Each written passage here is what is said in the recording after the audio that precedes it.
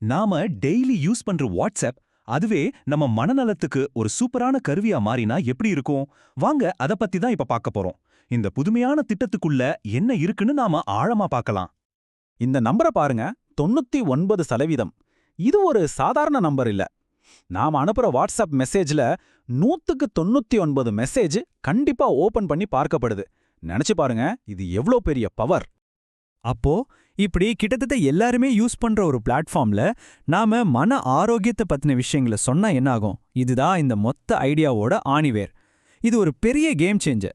சரி, நாம என்னவெல்லாம் பார்க்க போறோம்னா, முதல்ல வாட்ஸ்அப்ல என்ன பெரிய வாய்ப்பு இருக்குன்னு பார்ப்போம். அப்புறம் இந்த திட்டத்தோட அமைப்பு, அது எப்படி தினமும் நம்மள எங்கேஜ்டா வச்சுக்குது, 4 வாரத்துக்கான கரிக்குலம், நம்ம கல்ச்சரோட இது எப்படி கனெக்ட் ஆகுது, கடைசியா இது எவ்வளோ சேஃப் அண்ட் செக்யூர்னு எல்லாத்தையும் ஒன்னொன்னா டீட்டெயிலா பார்க்கலாம். சரி, முதல்ல நம்ம மனசுல வர கேள்வியே இதுதான். ஏன் வாட்ஸ்அப்? எத்தனையோ ஆப்ஸ் இருக்கும்போது இதுக்கு வாட்ஸ்அப் ஏன் ஒரு பெர்ஃபெக்ட் சாய்ஸ்? நாமே இதை சரியா கவனிக்கல. வாங்க பார்க்கலாம். இங்க விஷயம் வெறும் மெசேஜ் ஓபன் பண்றது மட்டும் இல்ல. கிட்டத்தட்ட 70% பேர் தினமும் வாட்ஸ்அப் யூஸ் பண்றாங்க. இதனால என்னன்னா, அவங்க கூட ஒரு ரெகுலர் டெய்லி கனெக்ஷனை நம்மால ஈஸியா உருவாக்க முடியும். இந்த வாய்ப்பை கரெக்டா யூஸ் பண்ணிக்க நமக்கு ஒரு சூப்பரான தீர்வு வேணும் இல்லையா? அதுதான் இந்த மனம் புரிந்து கொள்ளும் திறமைன்ற ஃப்ரேம்வொர்க். சிம்பிளா சொல்லணும்னா, நம்ம மனசை நாமளே புரிஞ்சுக்கிறதுக்கான ஒரு ப்ளூ பிரிண்ட். டிஜிட்டல் உலகத்துல நம்ம வெல்னஸ்க்கான ஒரு புதுமையான கைடு இது. இந்த ஃப்ரேம்வொர்க்ல 4 முக்கியமான விஷயங்கள் இருக்கு. 1, தினமும் என்ன கண்டென்ட் போகும். 2, அந்த 4 வாரத்துக்கான சிலபஸ். 3, வாட்ஸ்அப்க்குனே ஸ்பெஷலா டிசைன் பண்ண டெக்னிக்ஸ். 4வது ரொம்ப ரொம்ப முக்கியமானது குவாலிட்டி அண்ட் சேஃப்டி. இதுல ஒவ்வொன்றுமே ரொம்ப யோசிச்சு டிசைன் பண்ணப்பட்டிருக்கு. ஓகே, இப்ப நாம இந்த ப்ரோக்ராமோட ஹார்ட்டுக்கே வந்தாச்சு. யூசர்ஸை ஒவ்வொரு நாளும் அடுத்து என்னென்ன ஆர்வமா இருக்க வைக்கிற அந்த டெய்லி கண்டென்ட் டெம்ப்ளேட் எப்படி இருக்குன்னு பார்க்கலாம். ஒவ்வொரு நாள் மெசேஜ்லயும் கரெக்டா இந்த 8 பார்ட்ஸ் இருக்கும். அன்னைக்கு டாபிக் என்ன, அதோட மெயின் ஐடியா என்ன, இதுக்கு பின்னாடி இருக்க சயின்ஸ் என்ன, நீங்க செய்ய வேண்டிய ஒரு சிம்பிள் பிராக்டிக்கல் எக்ஸசைஸ், உங்க மைண்டை பூஸ்ட் பண்ண ஒரு டெக்னிக், ஒரு ரியல் லைஃப் எக்ஸாம்பிள், நீங்களே உங்களை பத்தி யோசிக்க ஒரு கேள்வி, அப்புறம் நாளைக்கு என்ன வரப்போகுதுன்னு ஒரு சின்ன டீசர். இதனால கத்துக்கிறது ரொம்ப ஈஸியா இன்ட்ரெஸ்டிங்கா இருக்கும். ஒரு உதாரணத்துக்கு டே 1 மெசேஜ் எப்படி இருக்குன்னு பாருங்களேன். டாபிக் ரொம்ப சிம்பிள்.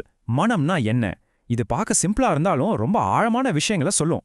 இதனால நாள்ல இருந்தே யூசர்ஸ் இதோட நல்லா கனெக்ட் ஆயிடுவாங்க. சரி, இப்போ டெய்லி மெசேஜ்லேருந்து கொஞ்சம் ஜூம் அவுட் பண்ணி இந்த 4 வார பயணம் முழுசா எப்படி இருக்குன்னு பார்க்கலாம். இது வெறும் டெய்லி டிப்ஸ் கிடையாது.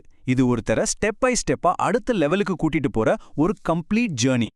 பாருங்க, முதல் வாரம் மனச பத்தின பேசிக்ஸ், 2வது வாரம் அவேர்னஸை எப்படி வளர்க்கறதுன்னு சொல்றாங்க, 3வது வாரம் மனசை எப்படி கண்ட்ரோல் பண்றதுன்னு டெக்னிக்ஸ் தராங்க, 4வது வாரம் நம்ம ரிலேஷன்ஷிப்ஸ் அண்ட் கம்யூனிகேஷன் பத்தி பேசுது. பாத்தீங்களா, இது வெறும் பாடங்கள் இல்ல, ஒரு முழுமையான வளர்ச்சி பயணம். இந்த சிலபஸ் எவ்ளோ டீப்பா இருக்குன்னு பாருங்க.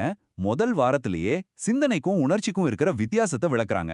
சிந்தனைன்றது நம்ம தலைக்குள்ள ஓடுற கதை, உணர்ச்சின்றது அந்த கதையால நம்ம உடம்புலயும் மனசுலயும் வர்ற ஃபீலிங். இந்த ஒரு சின்ன வித்தியாசத்தை புரிஞ்சுக்கிட்டாலே போதும், நம்ம மன ஆரோக்கியத்துல ஒரு பெரிய இம்ப்ரூவ்மெண்ட் தெரியும். ஆனா இந்த திட்டத்தோட உண்மையான மேஜிக் அதோட சைக்கலாஜிக்கல் டெக்னிக்ஸ்ல மட்டும் இல்ல, அது நம்ம கல்ச்சரோட எவ்ளோ ஆழமா கனெக்ட் ஆகுதுன்றதுல தான் இருக்கு. அதுதான் இதோட சீக்ரெட் சாஸ். அப்போ எப்படி இது நம்ம கலாச்சாரத்தோட இணையுது? இதுல திருக்குறள்ல இருந்து சித்த மருத்துவம் வரைக்கும், நம்ம அன்றாத வாழ்க்கை உதாரணங்கள்ல இருந்து குடும்ப உறவுகளோட முக்கியத்துவம் வரைக்கும் எல்லாமே இருக்கு. இதனால தான் இது தமிழ் மக்களுக்கு வெறும் ஒரு கோர்ஸா இல்லாம தங்களோட ஒரு விஷயமா தெரியுது. இது வெறும் டிரான்ஸ்லேஷன் இல்ல, இது நம்ம கல்ச்சருக்காகவே ஸ்பெஷலா செஞ்ச ஒரு அடாப்டேஷன். உதாரணத்துக்கு விழிப்புணர்வு என்ற வார்த்தை எடுத்துக்குவோமே. இங்கிலீஷ்ல அவேர்னஸ்னு சொல்லிடலாம். ஆனா அது வெறும் மொழிபெயர்ப்பு இல்ல. இந்த கான்செப்டை நம்ம தமிழ் தத்துவத்திலையும் வாழ்க்கை முறையிலையும் ஆழமா வேரூனின ஒரு விஷயம். அதனாலதான் இது யூசர்ஸ்க்கு ரொம்ப ஈஸியா புரியுது, அவங்களோட கனெக்ட் ஆகுது. ஒரு ப்ரோக்ராம் எவ்வளவு சூப்பரா இருந்தாலும் அது சேஃபா இல்லனா எந்த பிரயோஜனமும் இல்ல, இல்லையா? அதனால இப்போ இந்த திட்டத்தோட சேஃப்டி அண்ட் குவாலிட்டியை எப்படி உறுதி பண்றாங்கன்னு பார்க்கலாம். இந்த ப்ரோக்ராம் உண்மையிலேயே ஒரு தாக்கத்தை ஏற்படுத்துதான்னு எப்படி தெரிஞ்சுக்கிறாங்க? சிம்பிள். மெசேஜஸ் ஓப்பன் ஆகுதா, மக்கள் கேள்விகளுக்கு பதில் சொல்றாங்களா, பயிற்சிகளை செய்றாங்களா, அப்புறம் ரொம்ப முக்கியமா அவங்க வாழ்க்கையில ஏதாவது பாசிட்டிவ் சேஞ்சஸ் தெரியுதான்னு எல்லாத்தையும் ட்ராக் பண்றாங்க. இங்க ரொம்ப ரொம்ப முக்கியமான ஒரு விஷயத்தை நாம புரிஞ்சுக்கணும். இந்த கோர்ஸ் ஒரு கைடன்ஸ் மட்டும்தான். இது ஒரு மெடிக்கல் ட்ரீட்மெண்ட் கிடையாது. யாருக்காவது சீரியஸான மனநல பிரச்சனைகள் இருந்தா கண்டிப்பா ஒரு ப்ரொஃபஷனலை பார்க்கணுன்றத இது ரொம்ப தெளிவா சொல்லுது. இதுதான் ஒரு பொறுப்பான அணுகுமுறை. இந்த ப்ளூ பிரிண்ட் தமிழ் சமூகத்துக்காக உருவாக்கப்பட்டது. ஆனா இதோட அடிப்படை ஐடியாஸ் யாருக்கு வேணும்னாலும் பயன்படும். இப்போ உங்ககிட்ட ஒரு கேள்வி. இந்த மாதிரி ஒரு பவர்ஃபுல் ஐடியாவை வேற எந்த கம்யூனிட்டிக்கு, வேற எந்த பிளாட்ஃபார்ம்ல கொண்டு போகலாம்னு நினைக்கிறீங்க? யோசிச்சு பாருங்க. இதோட சாத்தியங்கள் உண்மையிலே எல்லையற்றது.